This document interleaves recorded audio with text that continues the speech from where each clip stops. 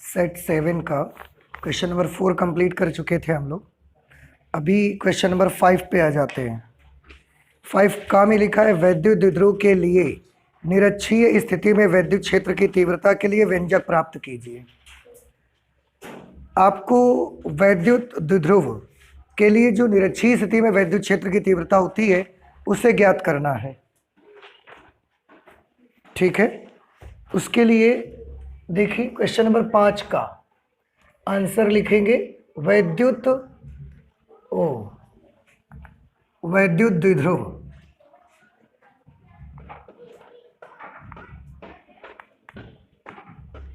यहां पर आपको लिखना चाहिए वैद्युत द्विध्रुव। वैद्युत द्विध्रुव के लिए निरक्षीय स्थिति में वैद्युत क्षेत्र की तीव्रता का व्यंजक, ये हमने हेडिंग बना लिया। ठीक है, इसके बाद एक डायपोल बनाएंगे। आप देखिए फिगर समझ लें, ये हमने एक डायपोल बनाया। डायपोल में ए बी वैद्युत द्विध्रुव बना दिया।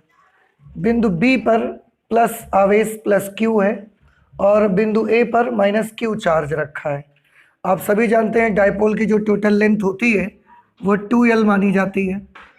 अगर डायपोल की टोटल लेंथ 2L है और ओ डायपोल का मध्य बिंदु है तो ये ए से ओ तक का डिस्टेंस भी L होगा और बी से ओ तक का डिस्टेंस भी L के बराबर होगा, क्योंकि टोटल डिस्टेंस 2L होती है।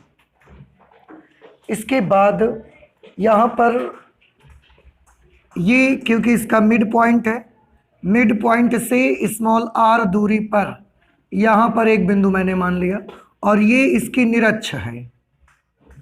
डायपोल की निरक्ष किसको बोलेंगे? डायपोल की निरक्ष बोलेंगे जो डायपोल के मध्य बिंदु से जाए और डायपोल की अक्ष पर लंब हो, उस लाइन को हम उसकी निरक्ष बोलेंगे। तो ये डायपोल के मध्य बिंदु से जाती भी है और डायपोल की ये जो एक्सिस है इस पर लंब भी है, तो ये डायपोल की निरक्ष है। और इस निरक्ष पर केंद्र से स्मॉल r दूरी पर यहाँ पर एक बिंदु P है। बस इस बिंदु पर ही हमें इस डायपोल की वजह से इलेक्ट्रिक फील्ड पता लगाना है। आप सभी जानते हैं डायपोल में एक क्वांटिटी होती है, इसको हम बोलते हैं इलेक्ट्रिक डायपोल मोमेंट। वैद्युत द्विध्रुव आघूर्ण कहा जाता है।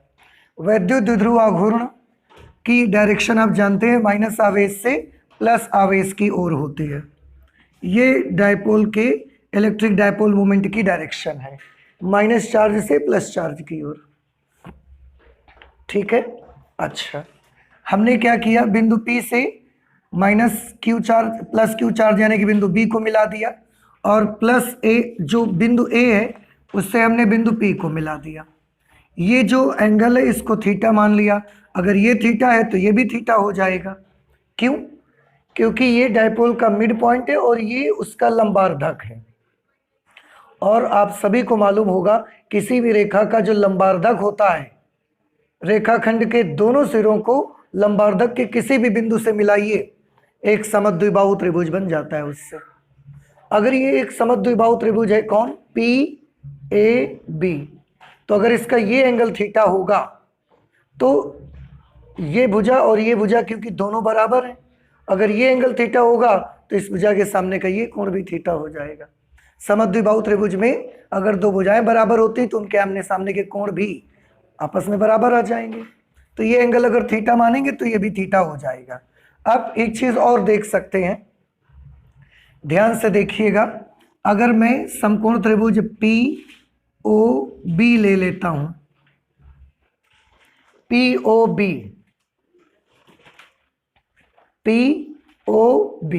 ये समकोण त्रिभुज लिया हमने। समकोण त्रिभुज में पाइथागोरस थ्योरम आप जानते होंगे, कर्ण स्क्वायर बराबर लंब स्क्वायर प्लस आधार स्क्वायर, या कर्ण बराबर अंडर रूट लंब स्क्वायर प्लस आधार स्क्वायर। तो अगर कर्ण की वैल्यू आप चाहते हैं तो अंडर रूट लंब स्क्वायर प्लस आधार स्क्वायर आपको करना पड़ेगा, यानी कि under root R square plus L square. तो ये हमने लिख दिया, देखो under root R square plus L square. इसी तरह से इस समकोण त्रिभुज में अगर आप लोगे, इसका भी कर्ण होगा under root R square plus L square. तो B से P तक की डिस्टेंस और A से P तक की डिस्टेंस ये under root R square plus L square के बराबर होगी। दोनों समद्विबाहु त्रिभुज है, भुजाएं भी बराबर हैं। ठीक है, आप देखिए इतनी सी चीज पहले हमने नोट कर, ए बी एक वैद्युत द्विध्रुव है जिसकी निरक्षीय स्थिति पर द्विध्रुव के मध्य बिंदु O से R दूरी पर एक बिंदु P है।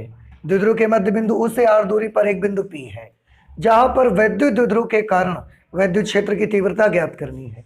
ठीक है, इसके बाद A से O तक का डिस्टेंस AO, B से O तक का डिस्टेंस BO, दोनों आपस में इक्वल है और कितने के बराबर है? L के बराबर। माना angle PAB is equal to angle PBA, PAB is equal to PBA, दोनों ही किसके इक्वल है? थीटा। AP और BP, A से P तक का डिस्टेंस और B से P तक का डिस्टेंस दोनों under root R square plus L square के बराबर है। ये कैसे मिला? पाइथागोरस थ्योरम से मिला हमको ये। इसके बाद अब हमें करेंगे काम ये कि हमें पॉइंट P पर इलेक्ट्रिक फील्ड पता लगाना है, और इस पॉइंट के चारों तरफ हमने देखा तो डायपोल के लिए डायरेक्ट तो हमारे पास P के लिए कोई फॉर्मूला नहीं है, लेकिन हमारे पास पॉइंट चार्ज के लिए, पॉइंट चार्ज की वजह से किसी बिंदु पर वैद्युत क्षेत्र की तीव्रता का सूत्र अवेलेबल है, तो हम उसी का यूज करना चाहते हैं। करेंगे ये कि पहले बिंदु प्लस Q के कारण बिंदु P पर वैद्युत क्षेत्र निकालेंगे। देखो, प्लस Q आवेश के कारण बिंदु P पर वैद्युत क्षेत्र, ये एक बिंदु आवेश है और इसकी वजह से यहाँ पर वैद्युत क्षेत्र निकालने जाएंगे आप, तो फॉर्मूला लगेगा 1/4πε0 Q अपॉन डिस्टेंस का स्क्वायर। अब प्लस Q से बिंदु P तक का डिस्टेंस कितना है? BP, तो हमने क्या लिख दिया? BP का स्क्वायर, और BP की वैल्यू बाद में इतनी लिख देंगे under root R square plus L square, तो वो हमने लिखा यहाँ E due to plus Q is equal to 1/4πε0 Q upon, और BP की वैल्यू क्या लिखेंगे? Under root R square plus L square, और उसका स्क्वायर करेंगे तो अंडर रूट हट जाएगा, R square plus L square आ जाएगा। ठीक है, अच्छा, ये जो आया इलेक्ट्रिक फील्ड, इसकी डायरेक्शन क्या है? B से P की ओर, पॉजिटिव चार्ज है ना, इसकी वजह से जो यहाँ इलेक्ट्रिक फील्ड बनेगा वो ऐसा, प्लस आवेश से बाहर की तरफ ऐसा बनेगा। आप चाहें तो इसका डायरेक्शन नोट कर सकते हैं, B से P के अनुदिश, या लिख देंगे BP के अनुदिश।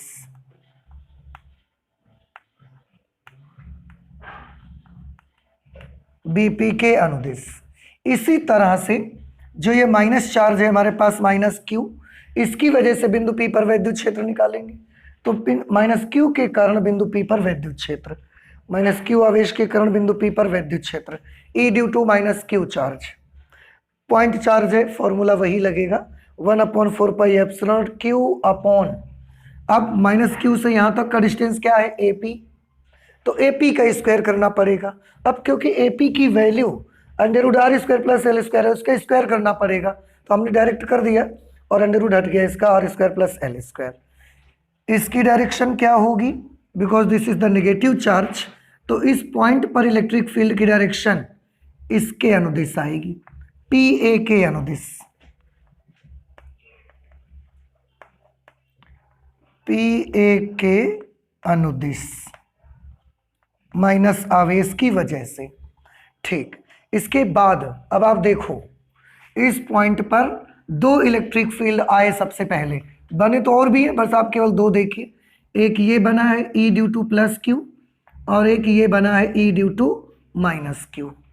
अब E due to plus Q और E due to minus Q, अगर मैं यहाँ पर आपको बना के दिखाऊंगा, then this is E due to plus Q and this is E due to minus Q।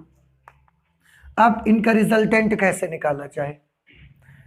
दो सदिश राशियां अगर किसी एक ही पॉइंट पर काम कर रही हैं तो उनका परिणामी निकालने के लिए हमने जो तरीके पढ़े हुए हैं उन मेथड्स में, आप अगर दोनों एक ही दिशा में हैं तो आप परिणामी निकालने के लिए दोनों को जोड़ सकते हो, अगर दोनों विपरीत दिशा में है तो रिजल्टेंट फाइंड आउट करने के लिए बड़ी वाली राशि में छोटी वाली राशि को माइनस कर सकते हो। लेकिन अगर वो एक दूसरे के साथ लंबवत है, 90 डिग्री का कोण बनाते हैं, तो फिर आप सूत्र लगा सकते हो under root A square plus B square. लेकिन अगर ना तो वो सेम डायरेक्शन में है, ना तो वो अपोजिट डायरेक्शन पे है, ना उनके बीच 90 डिग्री का एंगल बनता है, अगर कोई और एंगल बनता है, थीटा एंगल बनता है, तो उस सिचुएशन पर हमारे पास या तो कंपोनेंट मेथड हो सकता है, घटक वाली विधि, और या तो हम सूत्र लगा सकते हैं under root A square plus B square plus 2ab cos theta. दो रास्ते हमारे पास हैं। तो यहाँ पर दोनों के बीच का एंगल 90 डिग्री का भी नहीं है और ना विपरीत दिशा में है, ना एक डायरेक्शन पे है, तो हम उनमें से कोई तरीका यूज नहीं कर सकते। अब या तो हम घटक मेथड यूज करें और या तो हम under root A square plus B square plus 2ab cos theta formula use करें। तो हमने यहाँ पर कंपोनेंट मेथड एडॉप्ट किया क्योंकि वो ज़्यादा इजी पड़ता है। उसके लिए क्या किया हमने, यहाँ पर हमने एक लाइन ऐसे बना दी, ठीक है। अब ध्यान से देखो, ये है वो लाइन। अब जरा गौर कीजिएगा, अगर ये थीटा है तो ये एंगल भी थीटा होगा। क्यों? क्योंकि ये लाइन और ये लाइन समांतर हैं। समांतर रेखा को कोई अगर ये स्लैंटिंग लाइन ऐसे काटती है तो उसका ये एंगल इस एंगल के बराबर होता है और इसको बोलते हैं एकांतर कोण, ठीक है, ओके। अब अगर ये एंगल थीटा है तो ये एंगल थीटा हो जाएगा। क्यों? संगत कोण। ये लाइन और ये लाइन समांतर हैं, ये तिर्यक रेखा ऐसे काट रही है, देखो, तो ये वाला कोण और ये वाला कोण आपस में बराबर हो जाएंगे संगत कोण की वजह से, ठीक। तो हमने क्या किया, ये एंगल भी थीटा हो गया और ऊपर का ये एंगल भी थीटा हो गया। इसको भी हमने घटकों में डिवाइड किया। देखो अभी पहले, सबसे पहले कितने इलेक्ट्रिक फील्ड है पॉइंट पी पर? केवल 2, E due to plus Q, E due to minus Q. हमने इनको घटकों में डिवाइड करना स्टार्ट किया। तो इसका एक घटक इस तरफ बनाया जिसकी वैल्यू आई E due to plus Q cos theta, और इसका एक घटक हमने इस डायरेक्शन पे बनाया E due to plus Q sine theta. ऐसे ही अब ये घटकों में डिवाइड हो गया तो इसका काम खत्म।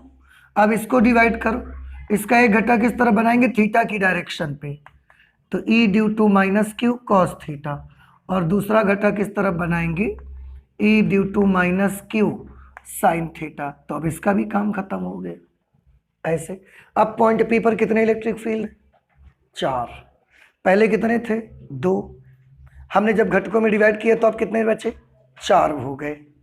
अब 4 में से आप देखो, E due to plus Q sine theta, E due to minus Q sine theta एक दूसरे की विपरीत दिशा में है और बराबर हैं, ये हमको यहां से दिखता है। बस कॉस थीटा लगाना इनके साथ में, तो विपरीत दिशा में है, बराबर हैं, इसलिए they will cancel each other. ये एक दूसरे को क्या कर देंगे? कैंसल। बराबर विपरीत दिशा में होने की वजह से ये एक दूसरे को कैंसिल कर देंगे। अब फिर से बोलो, पहले कितने इलेक्ट्रिक फील्ड थे सबसे शुरुआत में पॉइंट पी पर? 2। 2 से कितने हुए? 4। 4 में से 2 क्या हो गए? कैंसल। अब कितने बचे? 2। कौन कौन से वो 2 बचे? E due to plus Q cos theta, E due to minus Q cos theta. इनका परिणामी अब हमको निकालना है। इनका परिणामी निकालना है तो ये दोनों आप देख रहे हैं एक ही दिशा में है, देखो दोनों सेम डायरेक्शन पे। चाहे यहाँ देखो, वही चित्र यहाँ बना हुआ है, यहाँ देख सकते हो। और जब 2 सदिश राशियाँ एक ही दिशा में हो तो परिणामी के लिए हमारे पास क्या तरीका होता है? दोनों को जोड़ दिया जाए। तो हमने क्या किया, देखो बिंदु P पर E due to plus Q तथा E due to minus Q को 2 घटकों में वियोजित किया जा सकता है। E due to plus Q के घटक कौन से हैं?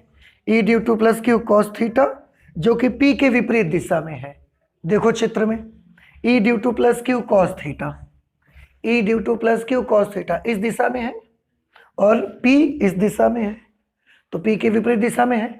दूसरा घटक E due to plus Q sine theta P के लंबवत है, P इस दिशा में है और E due to plus Q sine theta ऐसा लंबवत है बिल्कुल। ऐसे ही E due to minus Q के 2 घटक बने, E due to minus Q cos theta P के विपरीत और E due to minus Q sine theta P के लंबवत। घटक E due to minus Q sine theta परस्पर निरस्त हो जाते हैं, अतः बिंदु P पर नेट विद्युत क्षेत्र जो बचेगा वो E due to plus Q cos theta E due to minus Q cos theta की वजह से बचेगा, and both are in same direction. So for finding the net electric field at point P we will have to add them. तो हम उनको जोड़ देंगे, देखो दोनों को वैल्यू लिखेंगे, E due to plus Q की वैल्यू लिखी, कॉस थीटा बगल में लिख दिया मल्टीप्लीकेशन में। E due to minus Q की वैल्यू लिख दी हमने और फिर cos थीटा साइड में लिख दिया। अब आप दोनों टर्म्स को एक साथ देखेंगे अगर गौर से, आपको महसूस करेंगे ये दोनों सेम टर्म है, बिल्कुल सेम वैल्यू, हर तरह से सेम। अब सेम दो टर्म्स अगर ऐड करेंगे तो वो डबल हो जाएंगे, तो डबल कर दिया हमने, 2/4 pi epsilon naught Q upon R square plus L square into cos theta. अब आप ध्यान से देखें, 2/4 पाई एप्सिलॉन नॉट, ये पूरा सेम कॉस थीटा, चाहे आप इस त्रिभुज से देख लो चाहे आप इस त्रिभुज से देख लो। कॉस थीटा का फॉर्मूला क्या होता है? आधार बटे कर्ण, बेस अपॉन हाइपोटेनियस। आधार कितना है इसका? L, और कर्ण कितना है? Under root R square plus L square. तो कॉस थीटा की वैल्यू क्या होगी? L upon under root R square plus L square. तो L अपॉन, और जो under root R square plus L square होना है उसको हमने पावर 1/2 कर दिया। ठीक है, अब और गौर से देखिए, 2QL पहचानते हैं आप इसको? 2QL क्या होता है? P। तो इसकी जगह देखो 1/4 पाई एप्सिलॉन नॉट लिखा और 2QL की जगह पर क्या लिख दिया? P। और ये दोनों गुणा में है, आपस में इनकी घातें जुड़ जाएंगी। तो इसकी घात कितनी है? 1, और यहाँ पर है 1/2, गुणा में घातें जुड़ेंगी तो R square plus L square to the power 3/2 बच जाएगा। अब कंडीशन यहाँ पर हम अप्लाई करेंगे कि यदि R is very very greater than L, क्योंकि डाइपोल में जो L होता है ये बहुत छोटा होता है, मॉलिक्यूल्स होते हैं, और मॉलिक्यूल्स का ये जो डिस्टेंस होगा this is very very less than compared with R। तो R L से बहुत बड़ा है, अगर R L से बहुत बड़ा होगा तुलना में तो इसका स्क्वायर तो L स्क्वायर की तुलना में और भी ज़्यादा बड़ा हो जाएगा। तो R स्क्वायर की तुलना में हम L स्क्वायर को क्या कर सकते हैं? छोड़ सकते हैं, डिलीट कर दीजिए उसको आप यहाँ से। तो E net is equal to 1/4 pi epsilon naught P upon, जब आप L स्क्वायर को यहाँ से छोड़ देंगे तो देखो क्या बचेगा? R स्क्वायर की घात 3/2, फिर इस 2 से इसका ये 2 कैंसिल हो जाएगा, R क्यूब। तो ये आ गया डाइपोल की वजह से उसकी अच्छी स्थिति पर वैद्युत क्षेत्र की, सॉरी निरक्षीय स्थिति पर वैद्युत क्षेत्र की तीव्रता। ये पहले लेसन में रहता है और आपको अधिकतर रटा ही रहता है, पहले दूसरे तीसरे लेसन की चीज़ें बच्चों को ज़्यादा ध्यान रहती हैं, उसके बाद धीरे धीरे आप भूलना शुरू करते हैं। ठीक है, तो अभी आपको समझ आ गया होगा। ओके, अगर बहुत ज़्यादा डिटेल और देखनी है तो आप इसका शुरुआती जो वीडियोस हैं उनको आप देख सकते हैं इस लेसन के।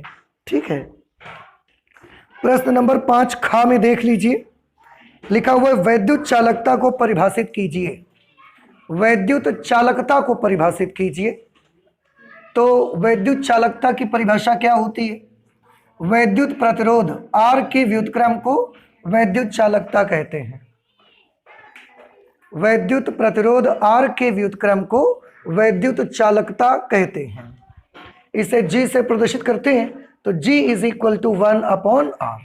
इसका मात्रक प्रति ओम होता है, R का मात्रक ओम होता है ना, तो G का मात्रक 1/ओम, 1/ओम मतलब प्रति ओम।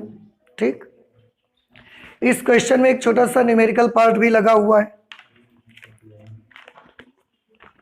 जिसमें लिखा हुआ है एक चालक के पदार्थ की विद्युत चालकता की गणना कीजिए। एक चालक है, उसके पदार्थ की विद्युत चालकता की गणना कीजिए जिसकी लंबाई 3 मीटर, परिच्छेद क्षेत्रफल 0.02 मिलीमीटर स्क्वायर और प्रतिरोध 2 ओम के बराबर है। लंबाई 3 मीटर, परिच्छेद क्षेत्रफल 0.02 मिलीमीटर स्क्वायर, मिलीमीटर स्क्वायर को मीटर स्क्वायर में कन्वर्ट करेंगे 10⁻⁶ metre square. A is equal to, अगर हम दशमलव यहाँ खिसकाएं तो 2 × 10⁻⁸ मीटर स्क्वायर। R की वैल्यू कितनी होगी? 2 ओम के बराबर दिया है क्वेश्चन में, और हमको विद्युत चालकता G का मान कैलकुलेट करना है। G की वैल्यू क्या होती है? 1/R। अब 1/2 करेंगे तो 0.45 पर ओम आ जाएगा। लेकिन इसमें जो आंसर है बेटा वो 5 के खा में 5 × 10⁻+6 प्रति ओम दिया हुआ है। तो ये आंसर कहीं ना कहीं गलत है और आप खुद समझ सकते हैं। बहुत ज़्यादा मैं इसको कर सकता हूं तो 5 × 10⁻⁻1 कर सकते हैं। प्रति ओम, ठीक है, इसलिए ये सही है। और एक चीज मुझे थोड़ा डाउट भी है इस क्वेश्चन में कि जब एल की और ए की जरूरत ही नहीं थी, भाई इसको सॉल्व करते समय एल और ए की तो जरूरत भी नहीं पड़ी ना हमको, तो उन्होंने ये सब दिया क्यों? हो सकता है वो कुछ और पूछना चाहते हो, विशिष्ट चालकता पूछना चाहते हो, लेकिन उनका धोखे से मिस प्रिंटिंग में क्या बोलते हैं उसको, क्या लिख गया है, वैद्युत चालकता लिख गया है, ऐसा हो सकता है। लेकिन फिलहाल क्वेश्चन में जो लिखा है उसके मुताबिक यही आपका जवाब सही रहेगा। लेकिन आप क्या चाहते थे, क्या लिख दिया, हमें इससे मतलब नहीं है, जो लिखा है हम उसको सॉल्व कर रहे हैं, ठीक है। तो ये हमने कर लिया क्वेश्चन नंबर 5 खा। इसके बाद अभी आ जाते हैं 5 गा पे, तो प्लीज आप इसे नोट करें, इसके बाद मैं इसको हटा देता हूं। बेटा नेक्स्ट क्वेश्चन है क्वेश्चन नंबर 5 गा। लिखा है सिद्ध करिए कि किसी लंबी परिनालिका का स्वप्रेरकत्व L is equal to mu naught N square into A into L, जहां L परिनालिका की लंबाई, A परिच्छेद क्षेत्रफल और स्मॉल n इसकी एकांक लंबाई में फेरों की संख्या है। एक लंबी परिनालिका का स्वप्रेरकत्व आपको ये प्रूव करना है। तो यहां पर हेडिंग बनाएंगे सबसे पहले,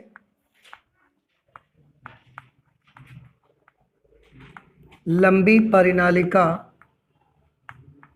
का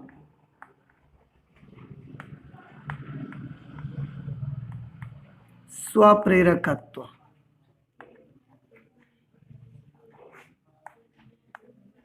इसको आपको सिद्ध करना है। तो लंबी परिनालिका के स्वप्रेरकत्व का व्यंजक, तो देखिए लंबी परिनालिका के स्वप्रेरकत्व का क्या व्यंजक होगा, इसको हमें प्रूव करके ये लाना है। तो जो चीजें, सबसे पहले मैं एक छोटा सा फिगर आपको बना के दिखा देता हूं। ये एक लंबी परिनालिका में माने ले रहा हूं, ये देखिए हमने मान लिया कि पूरी परिनालिका की जो लेंथ है, टोटल लेंथ, वो परिनालिका की टोटल लेंथ L के बराबर है, ठीक है। तो यहां पर कुछ चीजें लिख लेते हैं। माना परिनालिका की कुल लंबाई बराबर L। फिर इसके बाद मान लेते हैं, माना परिनालिका में फेरों की संख्या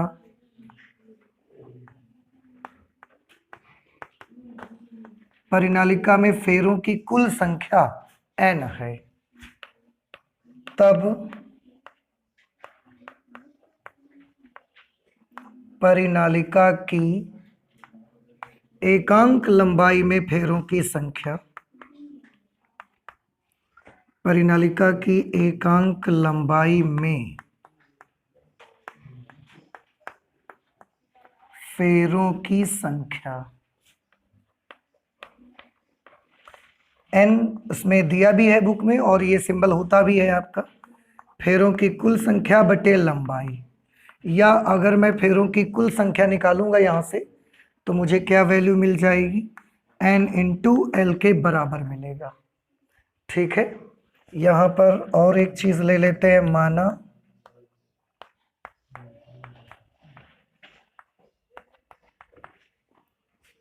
माना परिनालिका में I वैद्युत धारा प्रवाहित होते हैं, I वैद्युत धारा प्रवाहित होती है,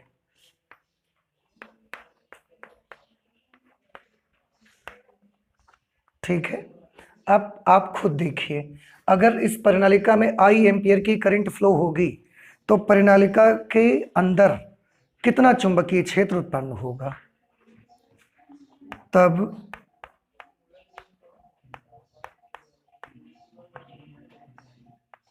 परिनालिका के अंदर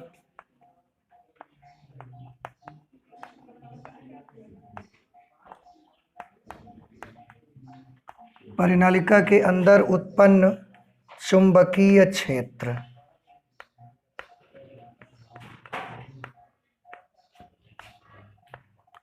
परिनालिका के अंदर उत्पन्न चुंबकीय क्षेत्र B is equal to, formula आपको याद है, B is equal to mu naught into small n into I. इतना परिनालिका के अंदर चुंबकीय क्षेत्र उत्पन्न हो जाएगा। ठीक है, अब हम निकाल लेते हैं परिनालिका के प्रत्येक फेरे से बद्ध चुंबकीय फ्लक्स। अब परिनालिका के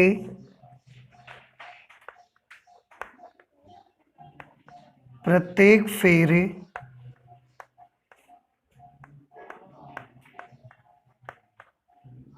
से बद्ध चुंबकीय फ्लक्स,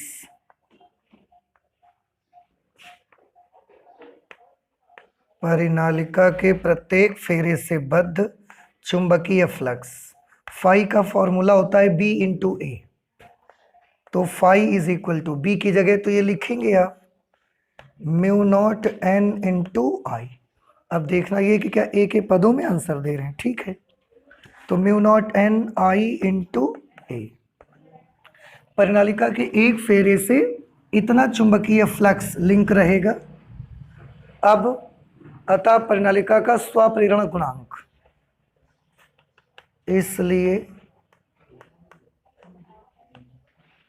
परिनालिका का स्वप्रेरण गुणांक,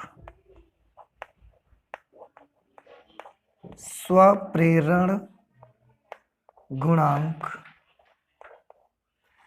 आप फॉर्मूला जानते होंगे परिनालिका के स्वप्रेरण गुणांक का, L is equal to n phi upon I. ठीक, वैल्यू लिख देंगे अगर हम इसकी जगह, तो n की जगह पर n लिखेंगे, फाई की जगह पर mu naught n I A, mu naught small n I into A upon I. I से ये आई कैंसल हो गया। आप इस स्मॉल n नहीं, स्मॉल n के पदों में है तो ठीक है, कैपिटल N की वैल्यू नोट कर दीजिए। कैपिटल N की वैल्यू क्या थी, स्मॉल n इंटू एल, तो L इज इक्वल टू इसकी जगह पर लिख दिया जाएगा NL into mu naught into small n into A. तो L इज इक्वल टू क्या हो जाएगा, mu naught n square into L into ए।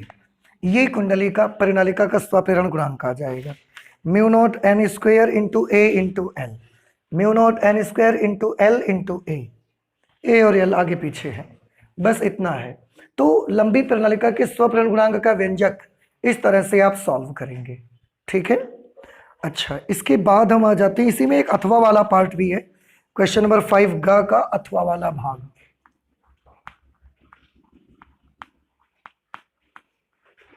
प्रश्न नंबर 5 गा, और ये है अथवा वाला भाग।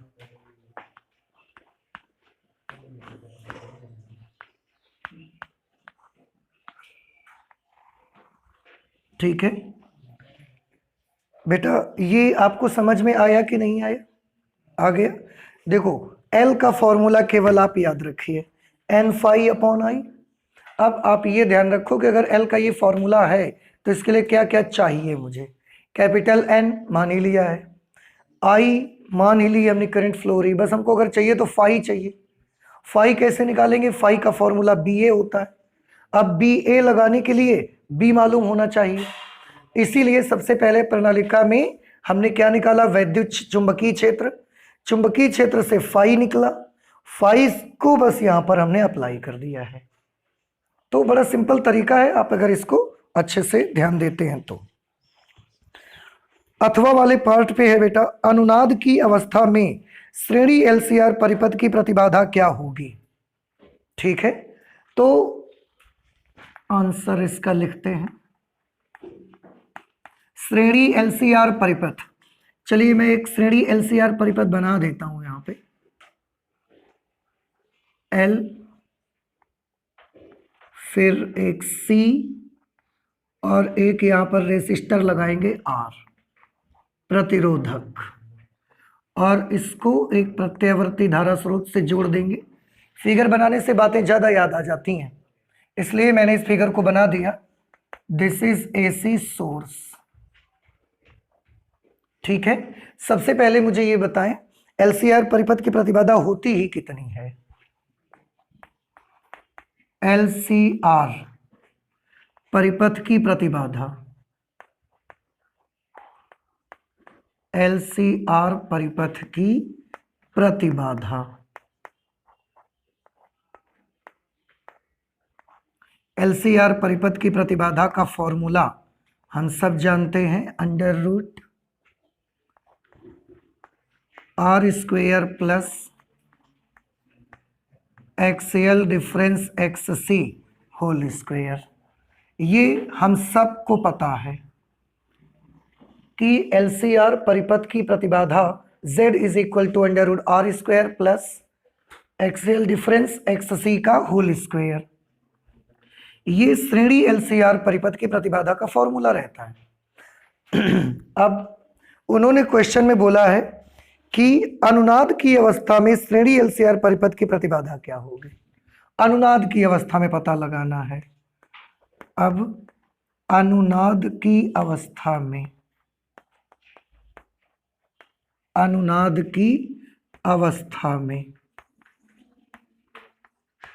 आप सभी बच्चों को मालूम होगा कि अनुनाद की अवस्था में परिपथ में लगा प्रेरकीय प्रतिघात धारितीय प्रतिघात के बराबर होता है। XL is equal to XC।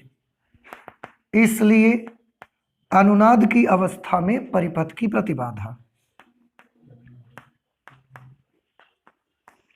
इसलिए अनुनाद की अवस्था में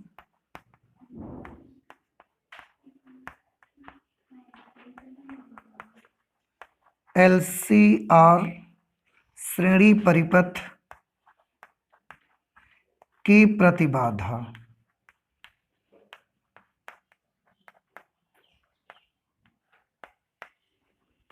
Z इज इक्वल टू, इसमें वैल्यू लिखिए, XL और XC इक्वल है दोनों। अगर ये दोनों बराबर हैं तो किसी भी एक में दूसरे को माइनस करने से आंसर क्या आएगा, 0। तो ये बनेगा under root R square plus 0, और इस तरह से Z की वैल्यू कितनी आ गई, R के बराबर। और उस समय ये जो प्रतिबाधा होगी, ये प्रतिबाधा कैसी होगी, मिनिमम होगी। तो अनुनाद की स्थिति में LCR सीरीज सर्किट की जो इंपीडेंस होता है, जो प्रतिबाधा होती है, वो मिनिमम रहती है, सबसे कम न्यूनतम होती है। तो ये परिपथ की प्रतिबाधा हमने बता दी। अब हम इससे और आगे पढ़ते हैं। लिखा हुआ है 100 मिली हेनरी प्रेरकत्व का एक प्रेरक ओ, इसका मतलब एक न्यूमेरिकल लगा हुआ है इसके साथ में। तो यहां पर हम आंकिक भाग लिख देते हैं,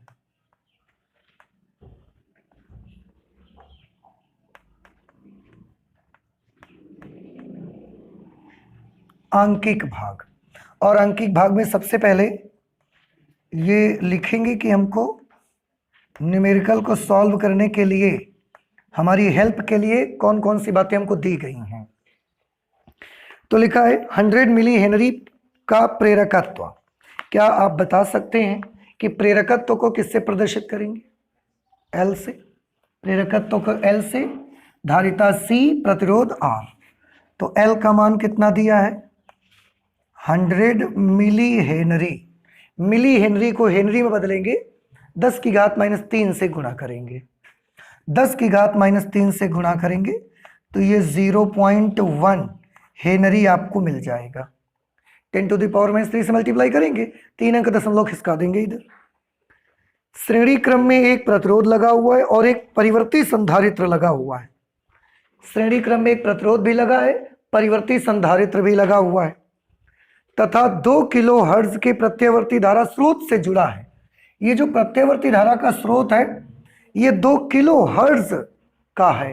क्या आपको याद है किलो हर्ट्ज किसका यूनिट हो सकता है, किलो हर्ट्ज। हर्ट्ज तो आवृत्ति का मात्रक है, इसका मतलब AC सोर्स की आवृत्ति दी गई है 2 किलो हर्ट्ज। आवृत्ति को किससे लिखते हैं? एफ से। 2 किलो हर्ट्ज, तो 2 इंटू 10⁻³ हर्ट्ज ये फ्रीक्वेंसी दी गई है। हमको ना तो आर का मान दिया है, सॉरी हाँ, ना तो आर की वैल्यू दी गई है और ना ही सी का मान हमको दिया गया है। अब उन्होंने पूछा क्या? धारिता का मान क्या होगा, इसका मतलब ज्ञात करना है।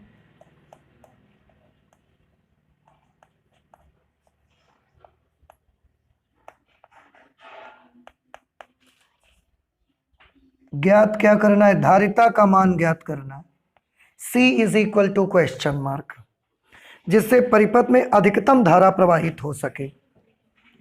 बेटा मैं आपको बताऊं कि परिपथ में अधिकतम धारा तभी प्रवाहित हो सकती है जब परिपथ की प्रतिबाधा कैसी हो? न्यूनतम। ठीक है, तो यहां पर हम नोट कर देते हैं।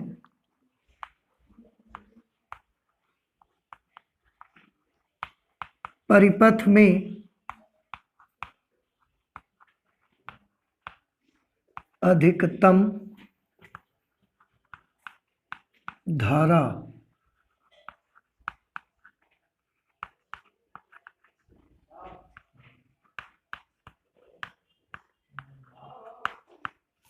परिपथ में अधिकतम धारा प्रवाहित होने के लिए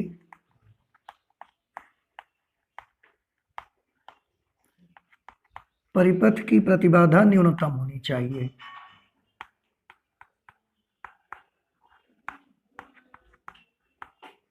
परिपथ की प्रतिबाधा Z न्यूनतम होनी चाहिए। जब प्रतिबाधा बिल्कुल कम होगी, मिनिमम होगी, तो करंट ज्यादा फ्लो होगी। ठीक है, होनी चाहिए। ओके, अच्छा, तो परिपथ की प्रतिबाधा न्यूनतम होनी चाहिए, और परिपथ की प्रतिबाधा न्यूनतम होने के लिए क्या शर्त है? XL is equal to XC होना चाहिए। इसलिए XL is equal to XC।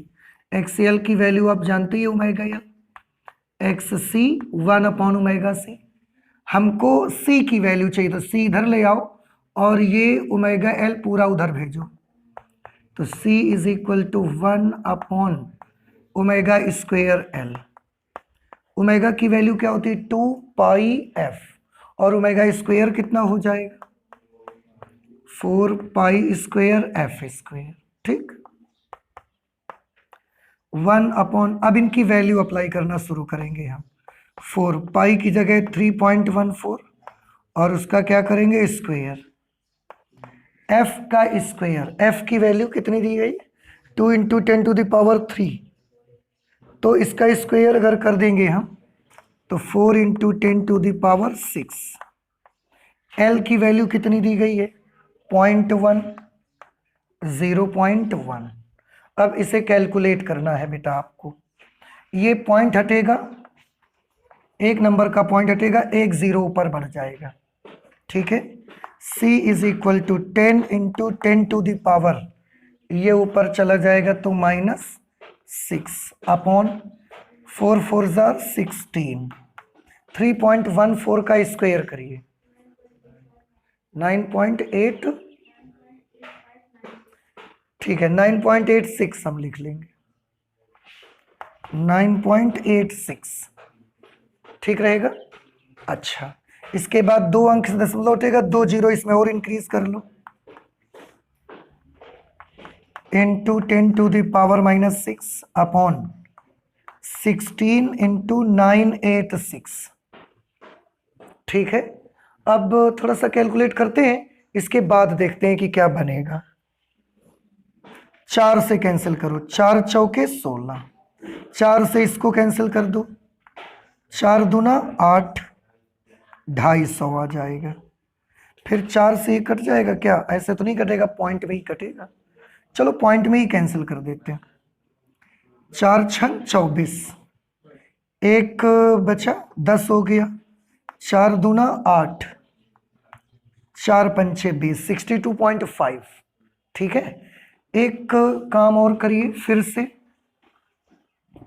C is equal to पहले नोट कर लेते हैं कि बचा क्या।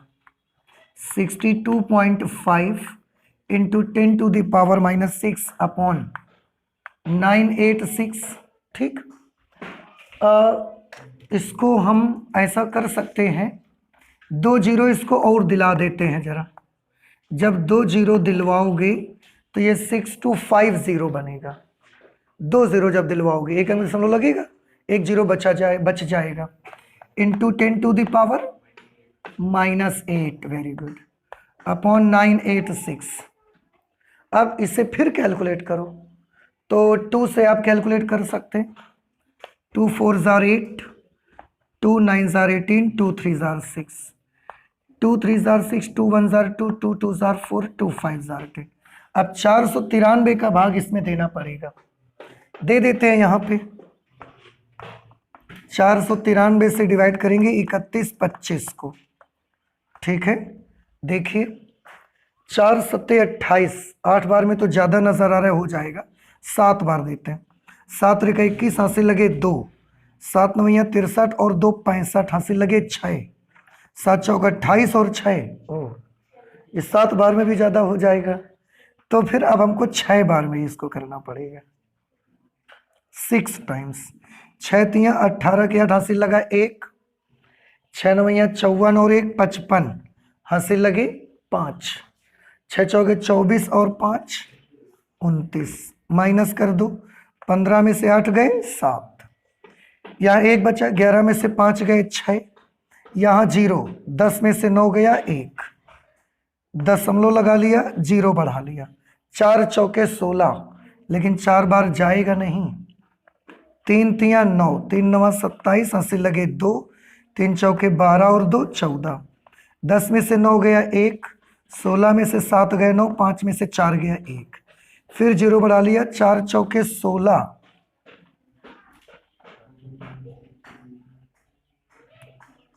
4 बार लगभग जा सकता है, लेकिन बड़ा ही हो जाएगा।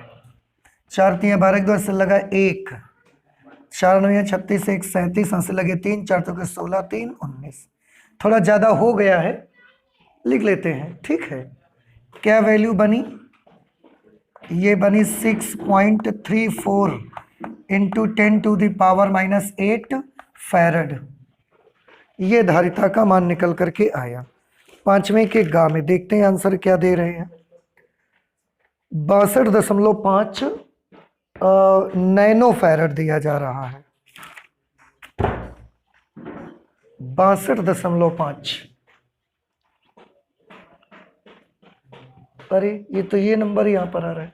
चलो करीब करीब सेम है, एक अंक दशमलव अगर खिसकाओगे आप तो ये आ जाएगा 63.4 इंटू 10⁻⁻9 फैरड, और 10 की घात -9 फैरड क्या बन जाएगा?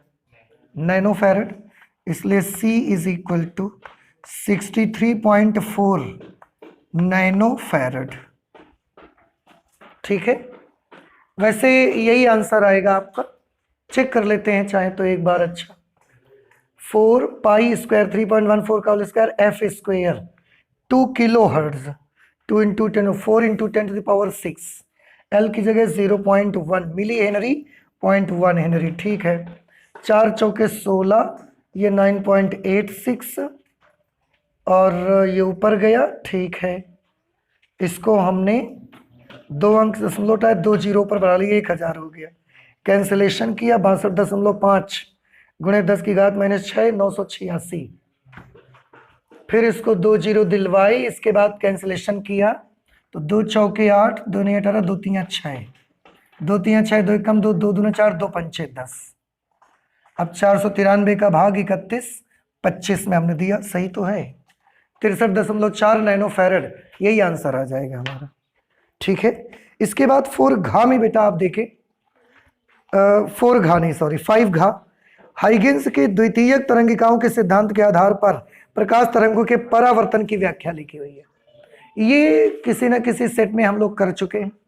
अब मुझे ऐसा तो याद नहीं रहता कहाँ, इस तरीके से थोड़ी याद रखा जाएगा कि कौन से सेट में था और कौन सा क्वेश्चन नंबर था। तो आप प्लीज उन सेट्स को पलटिए, देखिए कि ये क्वेश्चन कहाँ आ चुका है और हम इसको कैलकुलेट कर चुके हैं, वहां से आप इसका आंसर ले लीजिए। ठीक है, इसके बाद हम सीधे आते हैं क्वेश्चन नंबर 5 अंगा पे। तो प्लीज आप इसे नोट करें, इसके बाद हम 5 अंगा को करते हैं। क्वेश्चन नंबर 5 अंगा में है, ये एक न्यूमेरिकल है, मैं पढ़ता हूं, आप भी गौर से सुनिएगा। लिखा है एक धातु का कार्यफलन 4.1 इलेक्ट्रॉन वोल्ट है। एक धातु है, उसका कार्यफलन कितना दिया है? 4.1 इलेक्ट्रॉन वोल्ट। 100 एंगस्ट्रॉम तरंग दैर्ध्य की एक्स किरणें इस धातु पर गिराई जाती हैं। 100 एंगस्ट्रॉम की जो एक्स किरणें हैं तरंग दैर्ध्य की, वो इस धातु के सरफेस पर गिरती हैं आकर के। उत्सर्जित इलेक्ट्रॉनों की अधिकतम गतिज ऊर्जा की गणना करिए। बस इतना सा क्वेश्चन है। तो ये एक न्यूमेरिकल पार्ट है, और सबसे पहले मैं इसमें ये लिखना चाहूंगा कि इस क्वेश्चन को सॉल्व करने के लिए हमारी हेल्प में उन्होंने दिया क्या क्या है। दिया है, लिखा हुआ है धातु का कार्यफलन 4.1 इलेक्ट्रॉन वोल्ट है। आपको याद है कार्यफलन को किससे प्रदर्शित किया आपने? फाई से कि डब्ल्यू से किया था? फाई से किया था। क्यों? दोनों सिंबल यूज कर सकते हैं हम लोग, डब्ल्यू भी यूज कर सकते हैं, फाई भी यूज कर सकते हैं। तो अब मुझे याद नहीं रहता मैंने कौन सा सिंबल उस वक्त यूज किया था। फाई यूज किया है, तो phi is equal to 4.1 electron volt. ठीक है, अब इलेक्ट्रॉन वोल्ट को जूल में बदलना है, क्या किया जाए बताइए? 1.6 इंटू 10⁻⁻19 से मल्टीप्लाई करेंगे और ये बड़ी आसानी से जूल में कन्वर्ट हो जाएगा। फाई इज इक्वल टू, गुणा करा लो, 16 एक कम 16, हंसी लगा 1, 16 चौके 64 और 1 65, 2 अंक पे दशमलव, इंटू 10⁻⁻19 जूल। ये आ गया वर्क फंक्शन। 100 एंगस्ट्रॉम तरंग दैर्ध्य की एक्स किरणें धातु पर गिराई जाती हैं। धातु पर आपतित किरणों की तरंग दैर्ध्य किससे रिप्रेजेंट की जाएगी? धातु पर जो किरणें गिरेंगी उनकी वेवलेंथ को किससे लिखेंगे? लैम्डा से लिखेंगे।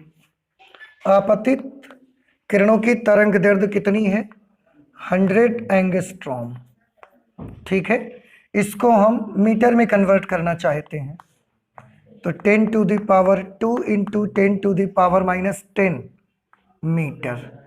100 को 10 की घात 2 लिख दिया और एंगस्ट्रॉम को 10 की घात -10, तो lambda is equal to 10⁻⁻8 metre. आगे है उत्सर्जित इलेक्ट्रॉनों की अधिकतम गतिज ऊर्जा की गणना करिए। ज्ञात करना है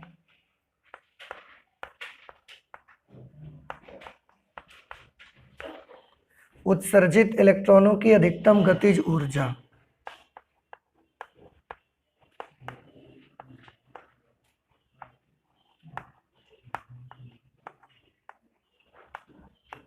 उत्सर्जित इलेक्ट्रॉनों की अधिकतम गतिज ऊर्जा।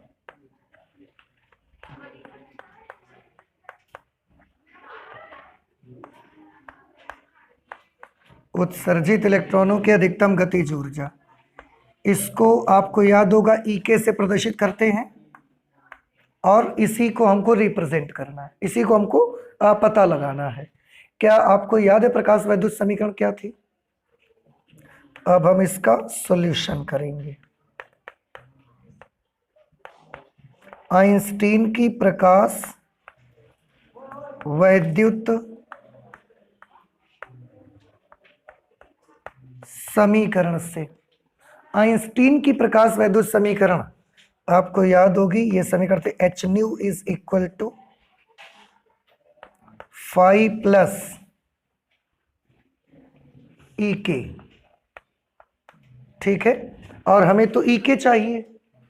एच न्यू, न्यू को क्या लिखा जा सकता है? C upon lambda is equal to 5 plus E K. हमें तो ई के की वैल्यू चाहिए, अधिकतम गतिज ऊर्जा का मान चाहिए हमें।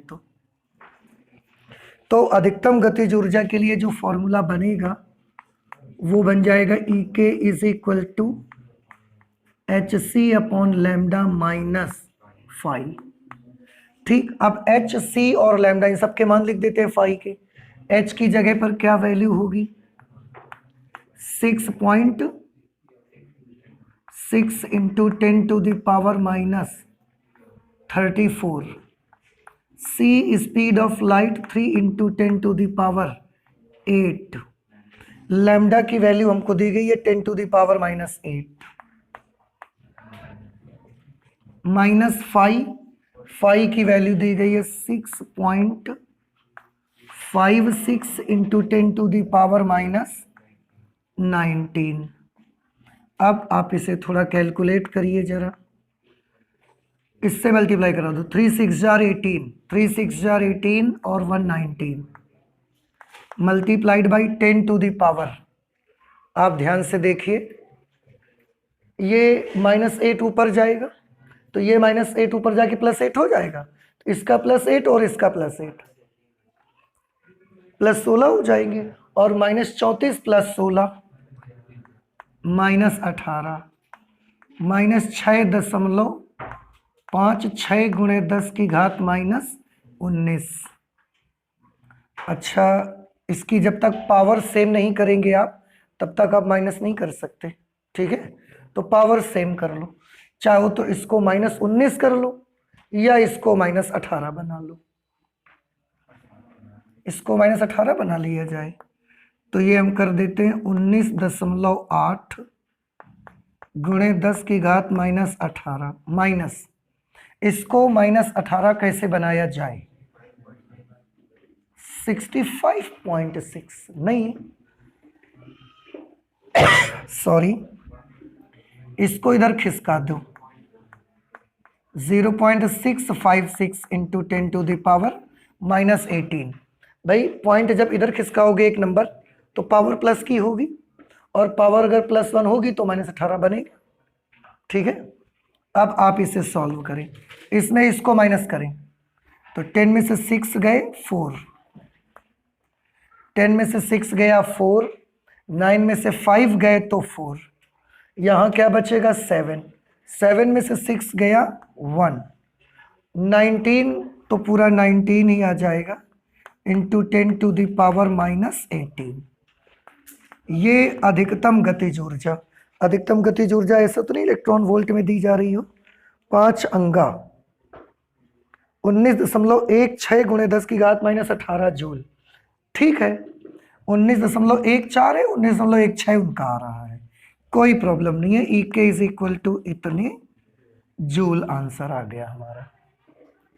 तो ये हमने क्वेश्चन कर लिया, क्वेश्चन नंबर 5 अंगा, और इस तरह से आपका क्वेश्चन नंबर 5 भी पूरा कंप्लीट हो जाता है, ठीक है। और आज हम क्वेश्चन नंबर 5 तक ही रखेंगे। क्वेश्चन नंबर 6 और उससे आगे के जो क्वेश्चंस हैं उन्हें हम अगले पार्ट में सॉल्व करेंगे, अगली क्लास में करेंगे। तो फिजिक्स में आज इतना ही रखते हैं, चलते हैं, मिलते हैं नेक्स्ट क्लास में। Thank you.